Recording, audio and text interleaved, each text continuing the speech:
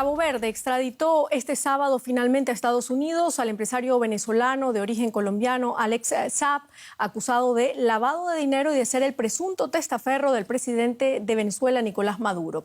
Así lo confirmaron fuentes estadounidenses. Washington vincula a Saab con varias empresas acusadas de vender alimentos a sobreprecio a Venezuela en una amplia trama de corrupción. Se cree que Saab posee información que podría comprometer a Maduro y a su entorno en un juicio. Saab fue detenido en junio del 2020 durante una escala aérea en Cabo Verde. El Tribunal Constitucional de ese país aprobó en septiembre su extradición tras meses de disputa legal.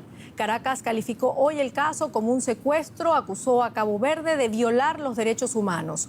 Maduro había otorgado a Saab el estatuto de diplomático para intentar conseguir su liberación. Y hablamos ahora con el periodista Roberto Denis del portal de noticias Armando Info, el medio venezolano que desde el 2016 ha revelado los negocios del empresario colombiano con el chavismo y desde el 2018 está exiliado en Colombia luego de que Saab lo demandara por difamación. Roberto, gracias por esta entrevista. Ustedes han investigado el caso de Alex Saab en Venezuela. ¿Quién es este hombre que denuncian como supuesto testaferro de Nicolás Maduro y cómo llega al chavismo? Alex Saab es un empresario barranquillero que consigue su primer negocio en Venezuela en el año 2011, todavía vivo el presidente Chávez, pero que es con la llegada de Nicolás Maduro al Palacio de Miraflores en 2013, cuando este señor se convierte en una especie de contratista favorito del propio Nicolás Maduro, y con el pasar del tiempo llega también a convertirse en una especie de ministro plenipotenciario en la sombra. Los antecedentes empresariales de Alex Saab en Colombia nada tienen que ver con todos los negocios que se le han otorgado en Venezuela durante estos años y tampoco las magnitudes de esos negocios. Contratos de cientos de millones de dólares en distintas áreas fueron otorgados a este señor mientras el país estaba en la peor de sus crisis económicas y financieras probablemente de la historia. Bueno, ¿y cómo funcionaba esa red empresarial con la cual se supone que Alex Saab lavaba dinero?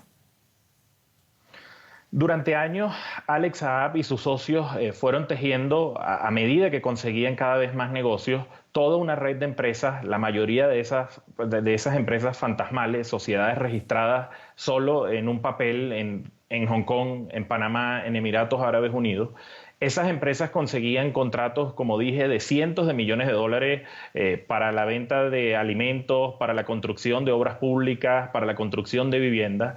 Y a partir de ahí, ese dinero salía de Venezuela a, por ejemplo, bancos de Antigua y Barbuda, una jurisdicción que ha empleado y que ha usado mucho Alex Saab para sus negocios, y de ahí giraban para el resto del mundo. Bueno, Nicolás Maduro lo nombró embajador de Venezuela en África, estando Saab detenido en Cabo Verde y hace poco exigió su presencia en la mesa de diálogo que se lleva a cabo en México con la oposición. ¿Por qué el gobierno de Nicolás Maduro lo defiende y le preocupa tanto que sea extraditado a Estados Unidos? Es curioso porque hay un Alex Saab que es el que llega a Venezuela en 2011 y termina en ese momento de la detención en junio, 12 de junio del 2020. Hasta ahí era un Alex Saab en las sombras, consiguiendo cualquier cantidad de negocios, sacando beneficio en muchos casos de la crisis y de la miseria que se estaba viviendo en Venezuela. Pero a partir de su detención tenemos un Alex Saab que es el que construye el chavismo con su relato. Durante años el propio Alex Saab negó su cercanía al presidente Nicolás Maduro, negó muchos de los negocios que íbamos descubriendo nosotros en nuestro trabajo periodístico y otros medios.